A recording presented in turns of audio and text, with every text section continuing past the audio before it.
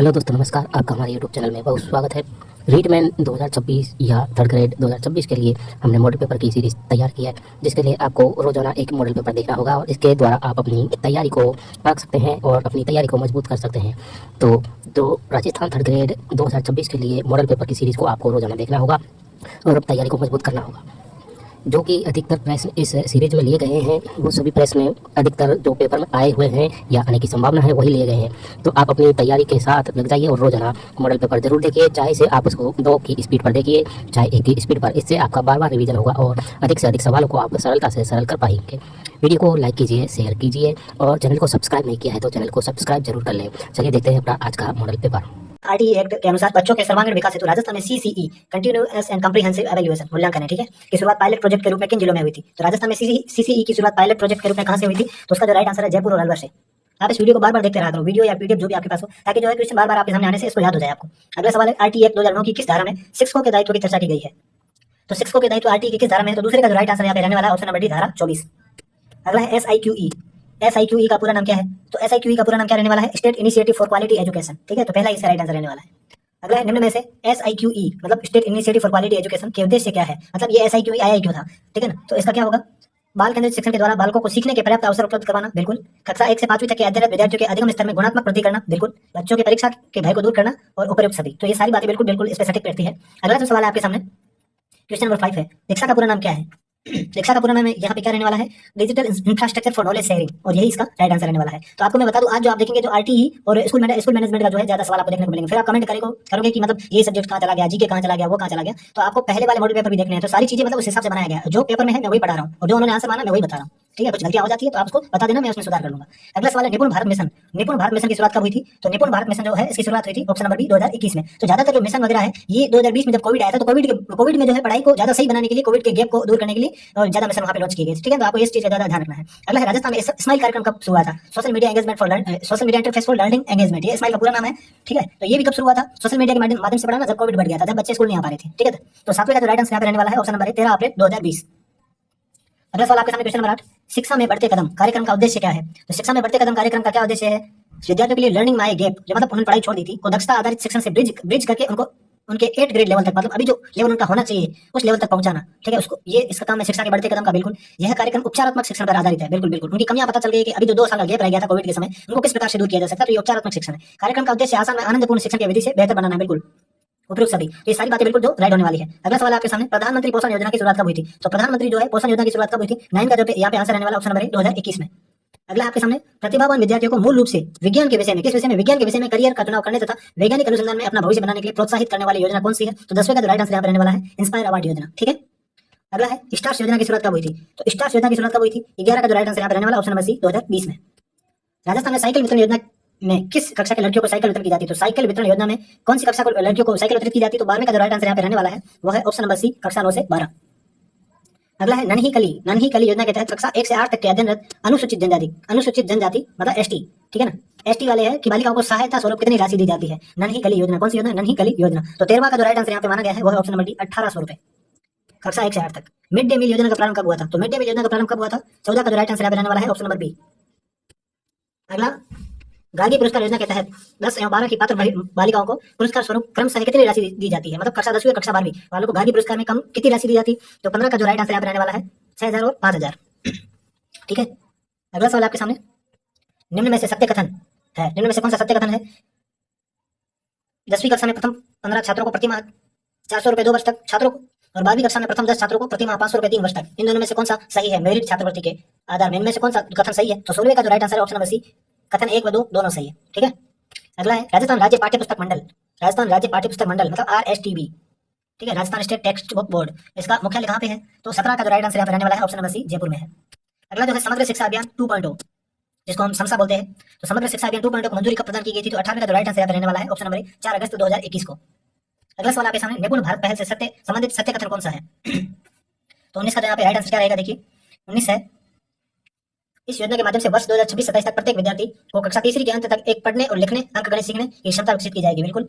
इस योजना का क्रियान्वयन स्कूल शिक्षा और साक्षरता विभाग द्वारा किया जाएगा, बिल्कुल राइट है। अगला है, यह योजना FLN के तहत एक राष्ट्रीय प्रोग्राम है, बिल्कुल। तो ये सारी बातें राइट है यहाँ पे, ऑप्शन नंबर डी। अगला है आपका, NCERT द्वारा संचालित निष्ठा से संबंधित सत्य कथन है। इनमें से कौन सा सत्य कथन है निष्ठा से संबंधित? यह कार्यक्रम विद्यालय प्रमुख और शिक्षक की समग्र उन्नति के लिए राष्ट्रीय पहल है। बिल्कुल, ये जो निष्ठा है ये शिक्षकों के लिए। निष्ठा शिक्षक प्रशिक्षण का अभिमान है। बिल्कुल, यह सेवारत शिक्षकों के प्रशिक्षण हेतु है, मतलब जो अभी पढ़ा रहे हैं, अभी गवर्नमेंट टीचर में है, वो उनके लिए है। ठीक है, तो उपयुक्त सभी इसका राइट आंसर होगा। अगला आपके सामने क्वेश्चन नंबर 21। आरटी एक्ट की धारा 21 के अनुसार विद्यालय प्रबंधन समिति स्थापना कब की गई थी? तो 21 का राइट आंसर रहने वाला है ऑप्शन नंबर बी, 10 मई 2011 को। अगला है विद्यालय विकास व प्रबंधन समिति एसडीएमसी, इसका अध्यक्ष कौन होता है? एसएमसी का अध्यक्ष होता है अभिभावक, लेकिन एसडीएमसी का अध्यक्ष कौन होता है? तो 22 का राइट आंसर होने वाला है ऑप्शन नंबर ए, प्रधानाचार्य। अगला है आपके सामने विद्यालय प्रबंधन समिति एसएमसी कि एक वर्ष में कम से कम कितनी बैठकों का आयोजन होना चाहिए? तो 23 का राइट आंसर यहाँ पे रहने वाला है ऑप्शन नंबर डी, 3। एक साल में कम से कम 3 बैठक होनी चाहिए। अगला है विद्यालय विकास एवं प्रबंधन समितियों में कुल सदस्यों की संख्या कितनी होगी? तो विद्यालय विकास एवं प्रबंधन समिति तो मतलब एसडीएमसी जो होता है, इसमें कुल सदस्य कितने होने चाहिए? तो 24 का राइट आंसर रहने वाला है वो है ऑप्शन नंबर डी, 23। मतलब 23 सदस्य होने चाहिए पूरे एसडीएमसी में। एनईपी न्यू एजुकेशन पॉलिसी, ठीक है, नई शिक्षा नीति के तहत केंद्र व राज्य सरकार के सहयोग से शिक्षा के क्षेत्र पर देश की जीडीपी का कितना प्रतिशत बराबर निवेश करने का लक्ष्य रखा गया है? मतलब देश की जीडीपी का कितने प्रतिशत शिक्षा में निवेश करना है? तो 25 का जो यहाँ पे राइट आंसर रहने वाला है ऑप्शन नंबर डी, 6%। अगला है 26, क्वेश्चन नंबर 26। राष्ट्रीय शिक्षा नीति 2020 के अध्यक्ष कौन थे? तो 26 का जो यहाँ पे राइट आंसर रहने वाला है ऑप्शन नंबर ए, डॉक्टर के कस्तूरीरंगन, उस टाइम इसरो के अध्यक्ष थे। अगला है 27।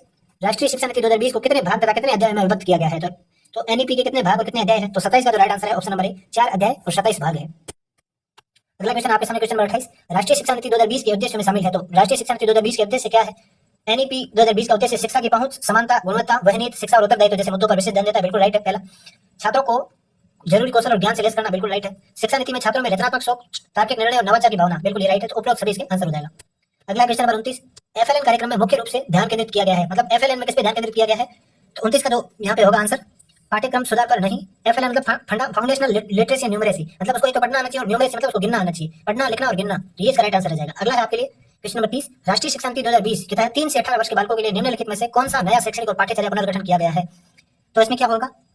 क्वेश्चन नंबर जो 30 है, 30 का जो राइट आंसर यहाँ पे रहने वाला है 5 3 3 4। ठीक है, अब ऐसा होगा पैटर्न, पहले वाले शुरू के 5 साल कक्षा 2 तक चलेंगे, फिर शुरू आगे वाले 3 साल 5 तक चलेंगे, फिर आगे वाले 3 साल 8 तक चलेंगे और अगले वाले 4 साल 12वीं तक चलेंगे। ठीक है, अगला है आपके सामने question number 31। New education policy 2020 के तहत कक्षा 5 तक अध्ययन किस भाषा में करवाना है? मतलब कक्षा 5 तक किस भाषा में अध्ययन करवाने पर बल दिया गया है? तो 31 का जो राइट आंसर रहने वाला है ऑप्शन नंबर ए, मातृभाषा में।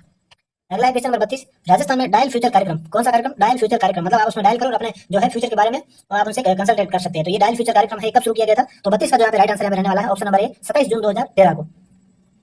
अगला है 1 अप्रैल 2010 को किस राज्य के अलावा पूरे भारत में शिक्षा का अधिकार अधिनियम आरटी लागू हुआ? तो किस राज्य में लागू नहीं हुआ था? तो वो जम्मू कश्मीर है, 33 का डी है। तो इसमें जम्मू कश्मीर में लागू नहीं हुआ था, बाकी सब पूरे भारत में लागू हुआ था। अभी जम्मू कश्मीर में भी लागू कर दिया गया है। शिक्षा का अधिकार है, शिक्षा का अधिकार कैसा है? तो 34 का जो राइट आंसर रहने वाला है ऑप्शन नंबर बी, संवैधानिक है। तो संविधान में भी लिखा है कि शिक्षा का अधिकार है। ठीक है, अगला है राष्ट्रीय शिक्षा नीति 2020 में प्री स्कूल स्तर 3 के लिए उपयोग की गई पारिभाषिक शब्दावली क्या है? तो प्री स्कूल 3 के लिए उपयोग की गई शब्दावली क्या है? तो 35 का जो राइट आंसर यहाँ पे रहने वाला है वो है ऑप्शन नंबर ए, बाल वाटिका। मतलब आप कक्षा 1 में प्रवेश करेंगे उससे पहले जो प्री प्राइमरी क्लासेज होती है उसको क्या बोलेंगे? बाल वाटिका बोलते हैं। अगला है प्रारंभिक शिक्षा में प्रवेश के लिए जन्म प्रमाण पत्र अन्य कोई विहित दस्तावेज आयु का आधार होगा। मतलब आयु से संबंधित सबूत किस धारा में है? तो 36 का राइट आंसर यहाँ रहने वाला है ऑप्शन नंबर ए, धारा 14। ठीक है, अगला सवाल आपके सामने क्वेश्चन नंबर 37। आरटी एक्ट 2009 का अध्याय 4 किस क्षेत्र से संबंधित है? तो आरटी एक्ट 2009 का अध्याय 4 किससे संबंधित है? तो 37 का राइट आंसर होगा ऑप्शन नंबर ए, विद्यालय और शिक्षकों के उत्तरदायित्व से। तो अध्याय 4 में विद्यालय और शिक्षकों के उत्तरदायित्व है। अगला है क्वेश्चन नंबर 38। राजस्थान आरटी अधिनियम में कितने भाग व कितनी धाराएं हैं? तो 38 का जो राइट आंसर होगा ऑप्शन नंबर सी, 10 भाग और 29 धाराएं हैं। अगला है आपके सामने आरटी एक्ट 2009 की धारा 25 का संबंध किससे है? तो 39 का जो राइट आंसर यहाँ रहने वाला है ऑप्शन नंबर सी, छात्र शिक्षक अनुपात। धारा 25 में किससे संबंध है? छात्र शिक्षक अनुपात से। क्वेश्चन नंबर 40 है बालकों का निःशुल्क एवं अनिवार्य व शिक्षा का अधिकार अधिनियम 2009 आरटी 2009 में निम्न में से किस पर ध्यान नहीं दिया गया है? ठीक है, किस पर ध्यान नहीं दिया गया है? तो 40 का जो राइट आंसर है ऑप्शन नंबर बी, 14 वर्ष की आयु के बाद की शिक्षा पर ध्यान नहीं दिया गया, क्योंकि आपको पता है जो निःशुल्क शिक्षा है वो 14 वर्ष की आयु तक दी जाती है, उसके बाद नहीं। आरटी एक्ट 2009 के संबंध में सत्य कथन कौन सा है? मतलब आरटी एक्ट 2009 के संबंध में कौन सा सत्य है? तो 41 में क्या होगा? 41 में जो है विद्यालय प्रबंधन समिति में कम से कम 50% सदस्य महिलाएं होनी चाहिए, बिल्कुल सही है। विद्यालय प्रबंधन समिति का कार्यकारी समिति में कुल 15 सदस्य होते हैं, बिल्कुल। विद्यालय प्रबंधन समिति का सचिव विद्यालय का प्रधान अध्यापक होगा, बिल्कुल। एसएमसी की कार्य समिति का अध्यक्ष ही एसएमसी का अध्यक्ष होता है, बिल्कुल। 1 2 3 4 चारों सही, ऑप्शन नंबर डी इसका राइट आंसर हो जाएगा। ठीक है, अगला है आपके सामने क्वेश्चन नंबर 42 42। विद्यालय के शाला प्रधान का विद्यालय प्रबंधन समिति में नाम क्या होगा? क्या बदनाम होगा? मतलब एसएमसी में विद्यालय का जो हेडमास्टर होता है उसका नाम क्या होता है? तो 42 का जो यहाँ पे राइट आंसर रहने वाला है ऑप्शन नंबर डी, पदेन सदस्य सचिव, ये इसका नाम होगा। अगला है ब्लॉक स्तरीय शिकायत निवारण समिति। ब्लॉक स्तरीय शिकायत निवारण समिति से संबंधित सत्य कथन कौन सा है? ठीक है ना, तो ब्लॉक विकास अधिकारी अध्यक्ष होता है, बिल्कुल। ब्लॉक प्रारंभिक शिक्षा अधिकारी इसके सदस्य होता है, बिल्कुल। अपर ब्लॉक प्रारंभिक शिक्षा अधिकारी सदस्य सचिव होता है, तो ये तीनों बातें बिल्कुल सही है। अगला है निःशुल्क अनिवार्य बाल शिक्षा का अधिकार किस भाग में वर्णित है? निःशुल्क अनिवार्य बाल शिक्षा का अधिकार ये किस भाग का नाम है? तो 44 का जो है राइट आंसर होगा ऑप्शन नंबर बी, भाग नंबर 3 में। अगला है आरटी एक्ट 2009 की धारा 12 की भाग 1 के गैर के अनुसार गैर सरकारी विद्यालय को कितने प्रतिशत सीटों पर दुर्बल वर्ग एवं असुविधाग्रस्त समूह के बालकों को प्रवेश देने का प्रावधान है, ठीक है ना। तो दुर्बल और असुविधाग्रस्त बालक क्या होते हैं, ये प्रश्न पिछली बार पूछा था, तो इस बार आप ध्यान रख लेना। तो कितने प्रतिशत पर इनको एडमिशन देना है, 12 एक गए के अंतर्गत प्राइवेट स्कूल में, तो 45 का राइट आंसर रहने वाला है, वह ऑप्शन नंबर सी 25% सीटों पर। अगला है बालकों का निःशुल्क एवं अनिवार्य शिक्षा का अधिकार अधिनियम 2009 के तहत इनमें से कौन सा कथन सही नहीं है, मतलब कौन सा कथन गलत है, कौन सा कथन गलत है। एक बच्चे को विस्तारित समय में भी प्रवेश दिया जाएगा, बिल्कुल, लेकिन लेट आता है तो भी एडमिशन होगा। एक बच्चे को निःशुल्क अनिवार्य शिक्षा का अधिकार है, बिल्कुल। एक बच्चे को अधिकार है कि वह किसी अन्य स्कूल में स्थानांतरण मतलब टीसी चेंज करवाए, बिल्कुल। आयु के प्रमाण की कमी पर एक बच्चे को विद्यालय में प्रवेश देने से मना किया जाएगा, मना नहीं करना है। आयु से संबंधित धारा 14 में वर्णन किया गया है, आरटी एक्ट की 2009 की धारा में। अगला है क्वेश्चन नंबर 47। यदि आपने अभी तक वीडियो को लाइक नहीं किया तो एक बार लाइक और कमेंट जरूर कीजिएगा यदि आपको अच्छा लगे तो। अगला है क्वेश्चन नंबर 47। निःशुल्क शिक्षा अनिवार्य शिक्षा अधिकार अधिनियम अधिनियमित किया गया किसके द्वारा, लोकसभा द्वारा, भारत की संसद द्वारा, राज्यसभा द्वारा, उपयुक्त में से कोई नहीं। तो 47 का जो राइट आंसर है भारत की संसद द्वारा। कोई भी कानून जब पारित होता है अधिनियम, तो वो भारत की संसद द्वारा पारित होता है। अगला है विद्यालय विकास योजना के निर्माण का दायित्व किस पर है, विद्यालय विकास योजना कौन बनाएगा। 48 का जो राइट आंसर है यहाँ पे ऑप्शन नंबर ए विद्यालय प्रबंधन समिति, एसएमसी। अगला है एनईपी 2020 के मुख्य स्तंभों में सम्मिलित है। एनईपी 2020 में कौन से सम्मिलित है, पहुंच, क्षमता, गुणवत्ता, वहनीयता, जवाबदेही, पांचों ही, ये सारी बातें हैं।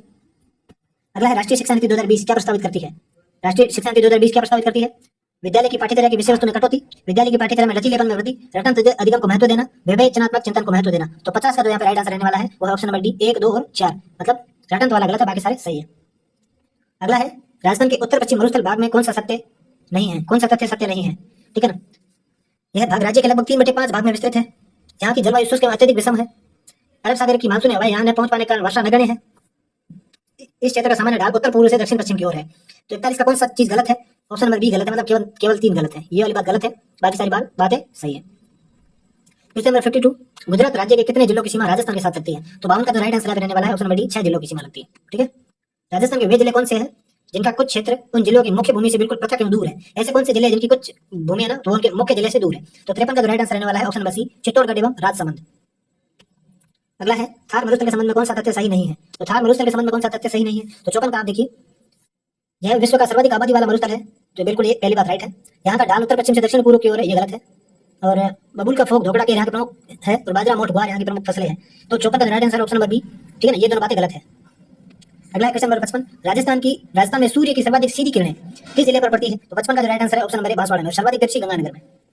अगला है क्वेश्चन नंबर 56। बीकानेर जिले की पाकिस्तान से लगने वाली अंतर्राष्ट्रीय सीमा की लंबाई कितनी है, तो 56 का जो right answer option number 168 kilometre, ठीक है। अगला है क्वेश्चन नंबर 57। गग्गर मैदान में पाई जाने वाली समतल व उपजाऊ चिकनी मिट्टी का स्थानीय भाषा में क्या कहते हैं, तो इसको क्या बोलते हैं, तो 57 का यहाँ पे राइट आंसर है ऑप्शन नंबर बी बग्गी बोलते हैं। क्या बोलते हैं, बग्गी, इंपोर्टेंट है, नया है। अगला है राजस्थान में सबसे ऊंचा पठार कौन सा है, तो 58 का राइट क्या आंसर होगा, सबसे ऊंचा पठार क्या है, तो 58 का राइट आंसर है ऑप्शन नंबर बी उड़िया का पठार जो सिरोही में है। अगला है क्वेश्चन नंबर 59। राजस्थान में अरावली पर्वत श्रेणियों ने जलवायु की दृष्टि से राजस्थान को कितने भागों में विभक्त किया है, तो जलवायु की दृष्टि से राजस्थान को कितने भागों में विभक्त कर दिया है, तो 59 का जो यहाँ पे राइट आंसर रहने वाला है ऑप्शन नंबर ए 2 भागों में विभक्त किया है। राजस्थान के आर्द्र जलवायु प्रदेश में औसत वर्षा कितनी होती है, तो 60 का जो राइट आंसर ऑप्शन नंबर 60 से 80 सेंटीमीटर। बाल अधिकारों का संरक्षण आरटी एक्ट 2009 के तहत किस अध्याय में वर्णित है बाल अधिकार, तो 61 का जो यहाँ पे राइट आंसर रहने वाला है ऑप्शन नंबर सी अध्याय 6 में। मुख्यमंत्री सुपोषण न्यूट्री किट योजना का शुभारंभ कहां से किया गया है, तो 62 का जो यहाँ पे राइट आंसर रहने वाला है ऑप्शन नंबर सी बाड़मेर से। अगला है एग्रीस्टेक योजना। एग्रीस्टेक योजना किसान रजिस्ट्री शिविर की शुरुआत कब हुई, तो 63 का यहाँ पे जो right answer option number D 15 दिसंबर 2025 को। लाडो प्रोत्साहन योजना के तहत दी जाने वाली राशि में कितने रुपए की बढ़ोतरी कर दी गई है, तो 64 का यहाँ पे जो राइट आंसर रहने वाला है वो है ऑप्शन नंबर बी 50,000 रुपए। माँ वाउचर योजना संबंधित है, तो माँ वाउचर योजना संबंधित किससे है, तो 65 का जो राइट आंसर है ऑप्शन नंबर सी चिकित्सा विभाग से है। अगला है क्वेश्चन नंबर 66। किस अभियान के तहत गर्भवती महिलाओं को पोषण एवं स्वास्थ्य सुरक्षा निश्चित करना है, तो 66 का जो राइट आंसर है यहाँ पे ऑप्शन नंबर बी सुपोषित माँ अभियान, जिसकी शुरुआत कोटा से हुई। पेरा निशानेबाज मोना अग्रवाल, ठीक है ना, मोना अग्रवाल का संबंध राजस्थान के किस जिले से है, ठीक। मैंने आज महत्वपूर्ण खेल और खिलाड़ियों का 2 मिनट का वीडियो अपलोड किया था, आप जाके देख लेना। तो 67 का जो राइट आंसर यहाँ पे रहने वाला है 67 का, वो है option number B Jaipur. Rajasthan state election icon किसे घोषित किया गया, मतलब यहाँ पे घोषित नहीं घोषित होगा, किसे घोषित किया गया था, तो 68 का right answer option number B Neeraj Chaudhary को। पद्मश्री 2025 प्राप्त करने वाले श्री सीन काप निजाम का संबंध राजस्थान के किस जिले से है, तो 69 का जो right answer option number C Jodhpur से है। अगला सवाल है क्वेश्चन नंबर 70। जल जीवन मिशन में उत्कृष्ट योगदान देने वाले राजस्थान के कितने जल योद्धा थे जिन्हें गणतंत्र दिवस पर केंद्र सरकार की ओर से आमंत्रित किया गया था, ठीक है, जिन्हें गणतंत्र दिवस पर आमंत्रित किया, तो ऐसे कितने जल योद्धा थे, तो 70 का जो राइट आंसर रहने वाला ऑप्शन नंबर डी 6। ए हेल्प योजना से संबंधित असत्य कथन है। ए हेल्प योजना इससे संबंधित असत्य कौन सी कथन है, सबसे पहला है स्वास्थ्य में पशुधन उत्पादन के विस्तार के लिए पशु चिकित्सा संबंधी समस्याओं से निजात दिलाने तो प्रारंभ की गई, तो बिल्कुल राइट है। यह योजना केंद्रीय मत्स्य पालन पशुपालन एवं डेयरी मंत्रालय ग्रामीण विकास मंत्रालय के संयुक्त पहल है, बिल्कुल सही है। अगला है राजस्थान में इसकी शुरुआत 1 जुलाई 2024 से हुई, ये भी राइट है। यह योजना राजस्थान में वन विभाग द्वारा संचालित है, ये नहीं है, पशु संपदा विभाग से, ठीक है ना, जो अभी आपने ऊपर पढ़े पशुपालन एवं डेयरी मंत्रालय। पर्यावरण संरक्षण के उद्देश्य से राजस्थान सरकार द्वारा संचालित बर्तन बैंक योजना का संचालन करने वाली संस्था कौन सी है, तो बर्तन बैंक की योजना की संचालन कौन कर रहा है, तो 72 का जो यहाँ पे राइट आंसर रहने वाला है ऑप्शन नंबर राजीविका। अगला है क्वेश्चन नंबर 73। मातृ मृत्यु दर एवं शिशु मृत्यु दर में कमी लाने का उद्देश्य से शुरू की गई योजना कौन सी है? तो 73 का बिल्कुल राइट आंसर रहने वाला है ऑप्शन नंबर बी, जननी सुरक्षा योजना। अगला क्वेश्चन नंबर 74, मनरेगा में आवेदन की दिनांक से कितने दिनों के भीतर रोजगार उपलब्ध न होने की स्थिति में बेरोजगारी भत्ता देने का प्रावधान है? तो मनरेगा में कितने दिन यदि आपको काम नहीं मिले तो उसके बाद आपका बेरोजगारी भत्ता शुरू हो जाएगा। तो 74 पे यहाँ पे जो राइट आंसर रहने वाला है ऑप्शन नंबर बी, 15 दिन। टीबी रोगियों को संबल एवं सामाजिक सहयोग प्रदान करने के उद्देश्य से की गई योजना का नाम क्या है? तो 75 का जो right answer option number C, नेक्सय संबल योजना। अगला है मुख्यमंत्री आयुष्मान आरोग्य योजना। मुख्यमंत्री आयुष्मान आरोग्य योजना का प्रारंभ राजस्थान में कब हुआ था? तो कब हुआ राजस्थान में? तो 76 का जो right answer option number D, 1 मई 2021 को। मुख्यमंत्री किसान मित्र ऊर्जा योजना। मुख्यमंत्री किसान मित्र ऊर्जा योजना के तहत बिजली बिल में प्रतिमाह अनुदान राशि अधिकतम प्रतिवर्ष कितनी रखी गई है? तो 77 का जो राइट आंसर है ऑप्शन नंबर ए, 1000 रुपए और 12000 रुपए। अधिकतम 12000 और प्रतिमाह अनुदान राशि है 1000। 78 है प्रकृति को हरा भरा करने के उद्देश्य से शुरू किया गया एक पेड़ मां के नाम अभियान की शुरुआत कब हुई? तो 78 का जो राइट आंसर रहने वाला है ऑप्शन नंबर डी, 23 जून 2024 को। अगला क्वेश्चन है 79, निम्न में से कौन सा कथन सही नहीं है? इनमें से कौन सा कथन सही नहीं है? तो 79 में कौन सा सही नहीं है? देखिए, लखपति दीदी योजना में बॉन्ड 1 लाख रुपए से 1,50,000 रुपए कर दिया गया, बिल्कुल सही है। लखपति दीदी योजना का लक्ष्य 15 लाख महिलाओं को लखपति है, बिल्कुल गलत है। लखपति दीदी योजना के तहत महिलाओं को 1.5% ब्याज पर 1 लाख तक का ऋण मिलता है, बिल्कुल। लखपति दीदी योजना का उद्देश्य महिलाओं को आत्मनिर्भर एवं उद्यमी बनाना है, बिल्कुल। तो ये तीनों सही है, लेकिन बी वाला ऑप्शन 79 का गलत है। अगला है एनईपी 2020 में माता पिता को ईसीसीई में किस प्रकार की भूमिका की सलाह दी गई है? तो 80 का जो राइट आंसर यहाँ पे रहने वाला है वो है ऑप्शन नंबर सी, बच्चों की शिक्षा में भागीदारी और समाज में सहायक बनना है माता पिता को। अगला है क्वेश्चन नंबर 81, विज्ञान की वह शाखा जिसका संबंध सूचनाओं से संग्रहण, प्रक्रमण एवं संप्रेषण से है, वह क्या कहलाती है? 81 का जो यहाँ पे राइट आंसर होगा ऑप्शन नंबर ए, सूचना प्रौद्योगिकी। आधुनिक डिजिटल कंप्यूटर, आधुनिक जो डिजिटल कंप्यूटर है उसका जनक किसको कहते हैं? 82 का जो राइट आंसर है option number A, Charles Babbage. अगला है 83, निम्न में से प्रौद्योगिकी का महत्व है, प्रौद्योगिकी का क्या महत्व है सूचना प्रौद्योगिकी का? तो 83 में क्या होगा? ज्ञान शिक्षा के स्तर का निर्धारण करता है, वर्तमान संदर्भ में शिक्षा के स्तर को व्यापक बनाने की आवश्यकता है, तो बिल्कुल राइट है पहला। सामाजिक तथा सांस्कृतिक परिस्थितियों को सुदृढ़ बनाने के लिए एक संगठित सूचना के निर्विघ्न प्रवाह की अनिवार्यता है, सूचना प्रौद्योगिकी का सामाजिक विकास में अप्रतिम योगदान है, बिल्कुल है। सूचना प्रौद्योगिकी से सरकारी सेवा में विश्वसनीयता, सुरक्षा तथा निर्भरता तथा पारदर्शिता लाई जा सकती है, बिल्कुल। तो ये तीनों ऑप्शन जो है राइट आंसर हो जाएगा। अगला है 84, सूचना तकनीकी में कंप्यूटर का उपयोग किया जा सकता है, किसमें किया जा सकता है? ऑनलाइन शॉपिंग में, ऑनलाइन बैंकिंग में, अकाउंटिंग में, सभी में, ठीक है। अगला है 85, किस योजना के तहत विभिन्न विभागों से संबंधित सुविधाएं एक ही स्थान पर, ऐसी कौन सी योजना है? ई इंडिया, ई कॉमर्स, ई मित्र, ई सुविधा। 85 का आपने सुना नाम देखा ही होगा, ई मित्र। ग्राफिक आपकी सूचना एवं विचार दृश्य प्रेजेंटेशन है, ग्राफिक आपकी सूचना एवं विचार का दृश्य प्रेजेंटेशन है, कौन सा है? 86 का जो right answer option number D, smart art. सूचना प्रौद्योगिकी का कार्य नहीं है, कौन सा कार्य नहीं है? तो 87 में क्या होगा? प्रोसेस ऑफ डाटा, बिल्कुल। Communication of data, collection of data, मतलब डाटा को प्रोसेस करना, कम्युनिकेशन करना, कलेक्शन करना है। सूचना प्रौद्योगिकी काम है, रेगुलेशन करना नहीं है, ठीक है। अगला है डिजिटल इंडिया के प्रमुख स्तंभ कौन से हैं? तो डिजिटल इंडिया के प्रमुख स्तंभ कौन से हैं? 88 में क्या होगा? ब्रॉडबैंड हाईवे, इंटरनेट तक सबकी पहुंच, इलेक्ट्रॉनिक मैन्युफैक्चरिंग, ये सारी बातें डिजिटल इंडिया का प्रमुख स्तंभ है।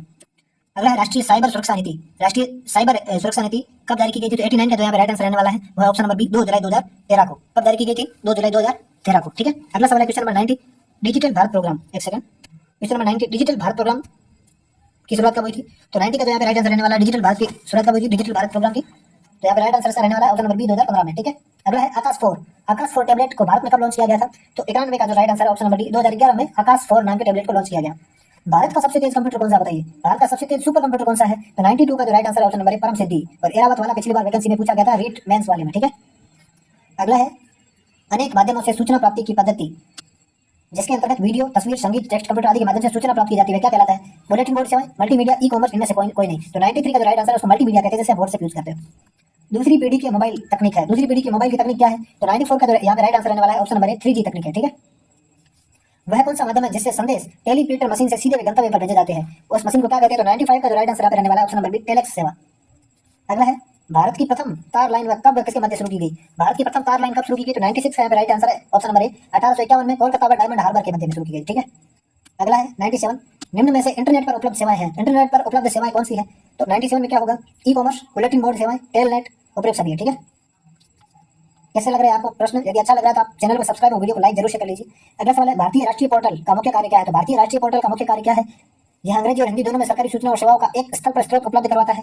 यह सरकारी एवं आम आदमी को समान रूप से ई शासन सेवा प्रदान करने के कार्य में लगा हुआ है। यह भारत सरकार की एक स्वायत्त वैज्ञानिक संस्था है और डिजिटल आधारभूत ढांचे का निर्माण करता है। इनमें से भारतीय राष्ट्रीय पोर्टल का मुख्य कार्य क्या है? 98 का ऑप्शन नंबर ए सही है। यह अंग्रेजी और हिंदी में सरकारी सूचना और सेवा को एक स्थल पर स्रोत उपलब्ध करवाता है, ठीक है। भारत को कितने डाक क्षेत्रों में विभक्त किया गया है? पूरे भारत को कितने डाक क्षेत्रों में विभक्त किया है? तो 99 का यहाँ पे राइट आंसर रहने वाला है ऑप्शन नंबर बी, 8 डाक क्षेत्रों में। अब है क्वेश्चन नंबर 100। अब अभी तक जुड़े हुए, इसका मतलब आप अपने सिलेक्शन को लेकर बहुत सीरियस है और आप में जुनून बहुत ज्यादा है। भारत में दूरदर्शन का पहला प्रसारण कब हुआ था?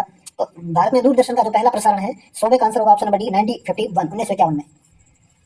सुपर कंप्यूटर परम 8000 का विकास कब हुआ था? तो सुपर कंप्यूटर परम 8000 का विकास हुआ था 1998 में। Education of man, education of man पुस्तक के लेखक कौन है? 102 का जो राइट आंसर है option number D, John Dewey. निम्न में से प्रायोजन कार्य के लाभ क्या है? क्या लाभ है प्रायोजन कार्य के? प्रायोजन कार्य के माध्यम से छात्रों में स्वतंत्र रूप से चिंतन करने की शक्ति बढ़ती है। ठीक है, प्रायोजन कार्य करते समय छात्रों में कई प्रकार के क्रियाकलाप करने पड़ते हैं, जिससे उन्हें संप्रेषण कौशल में वृद्धि होती है। प्रायोजन कार्य द्वारा विद्यार्थी समूह में कार्य करने को कौशल सीखता है, समूह में कार्य करता है। तो उपरोक्त सभी चीजें राइट है। अगला क्वेश्चन है 104। आप कक्षा के छात्रों को समाज के पास ले जाने के लिए क्या उपाय करेंगे? समाज के पास ले जाने के लिए क्या करेंगे? तो 104 का जो राइट आंसर रहने वाला है समाज सेवा शिविर का आयोजन, बिल्कुल। किसी बस्ती का भ्रमण, किसी कार्यस्थल का भ्रमण, ये करेंगे तो समाज से जुड़ेंगे। तो उपरोक्त सभी का राइट आंसर होगा। अगला है निम्न में से सामाजिक अध्ययन में प्रायोजन के प्रकार है। सामाजिक अध्ययन में प्रायोजन के कितने प्रकार है? प्रयोगशाला कार्य, क्षेत्र कार्य, पुस्तक आधारित कार्य। तो सारे जो है इसका आंसर रहने वाला है। वे प्रायोजन जिन पर छात्र पूर्व में कार्य कर चुका होता है क्या कहलाती है? वे छात्र जिन पर छात्र पूर्व में कार्य कर चुका है उसको क्या कहते हैं? 106 का right answer option number B, अभ्यासात्मक प्रायोजन है। 107 है सामाजिक अध्ययन में आने वाली अधिगम कठिनाइयों की पहचान करने के लिए अध्यापक को कौन सा परीक्षण का तरीका अपनाना चाहिए? तो 107 का है उपलब्धि, नैदानिक, विस्तृत और अभिक्षमता, नैदानिक परीक्षण। ठीक है, उसको कोई भी कठिनाई है उसको पता लगाना है तो नैदानिक परीक्षण किया जाता है। मूल्यांकन से संबंधित कथन है। मूल्यांकन से संबंधित कथन कौन सा है? मूल्यांकन निरंतर चलने वाली प्रक्रिया है, छात्रों के व्यवहार में परिवर्तन करने का साधन है, विषय वस्तु के उद्देश्य से घनिष्ठ संबंध है। उपरोक्त सभी इसका राइट आंसर है। अगला है 109।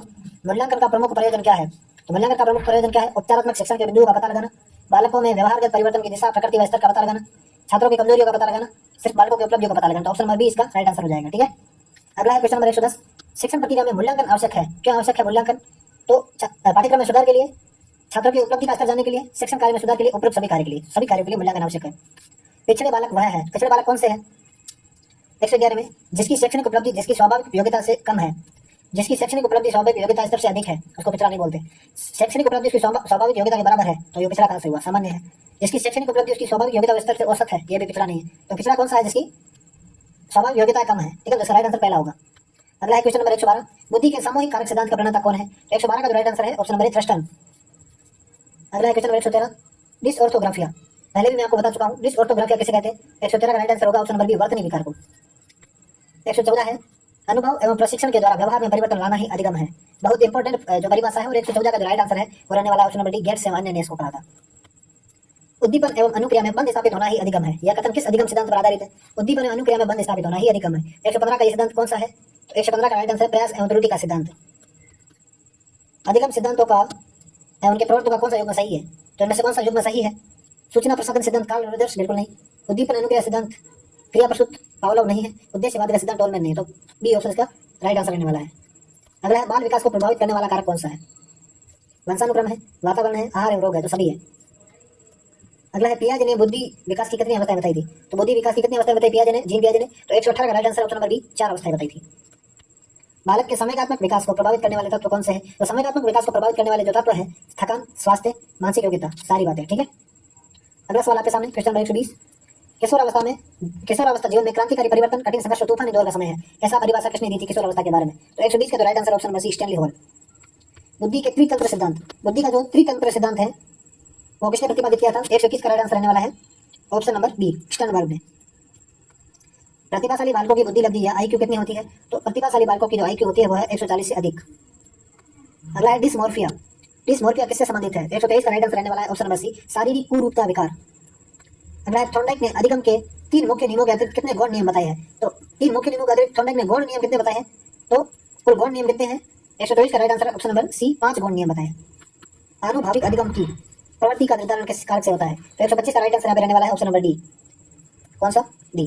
करके सीखना, दैनिक अनुभव के द्वारा व्यक्तिगत अधिगम, आनुभाविक सामाजिक समूह प्रक्रिया, सभी बातें। अगला है बाल विकास की अवस्था है। तो बाल विकास की अवस्था कौन सी है? शैशव अवस्था है, बाल्यावस्था है, किशोरावस्था है, सारी अवस्था है। अगला है क्वेश्चन 127। निम्न में से असत्य कथन कौन सा है? इनमें से असत्य कथन कौन सा है? भीषण विपत्ति की आशंका एवं उसका सामना न कर पाने की व्यवस्था भय या भय समय होने का कारण है, बिल्कुल।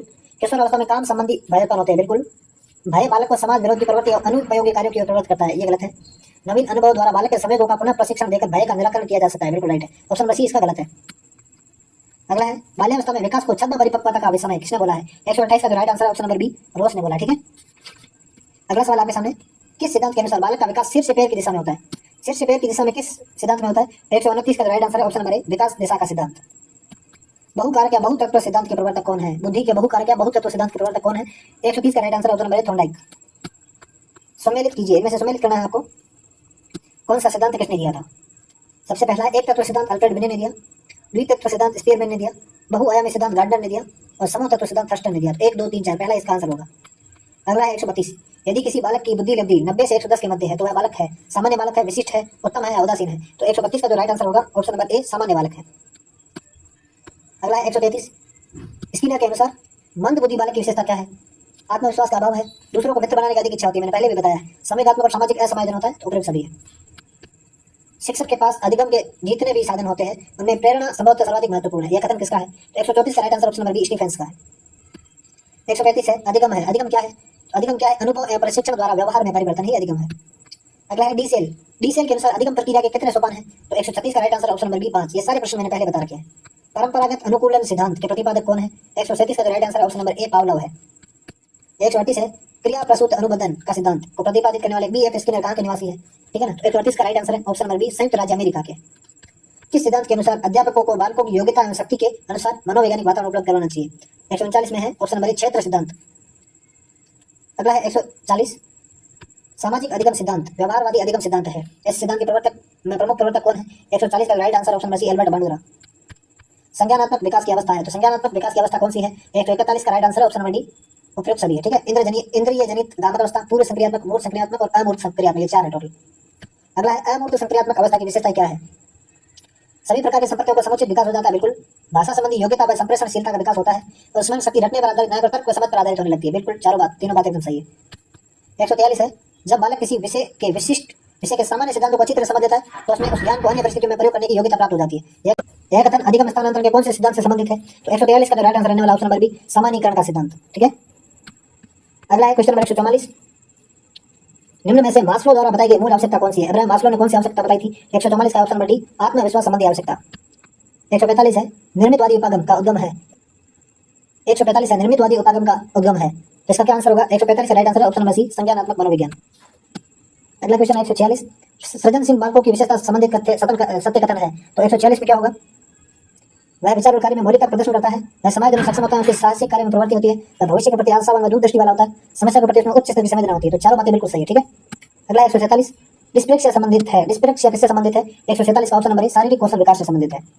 प्रतिभाशाली बालकों की विशेषता क्या है? तो प्रतिभाशाली बालकों की क्या विशेषता है? 148 का राइट आंसर होगा प्रतिभाशाली बालकों का शारीरिक विकास तीव्र गति से होता है, ये प्राय उत्तम शारीरिक व उत्तम स्वास्थ्य वाले, तो सही है। इसमें सीखने व समझने की असाधारण योग्यता है, इनमें सूक्ष्म व सटीक निरीक्षण शक्ति है, इसमें योजना निर्माण की उत्तम क्षमता है। तो 1, 2, 3, 4 चारों होगा।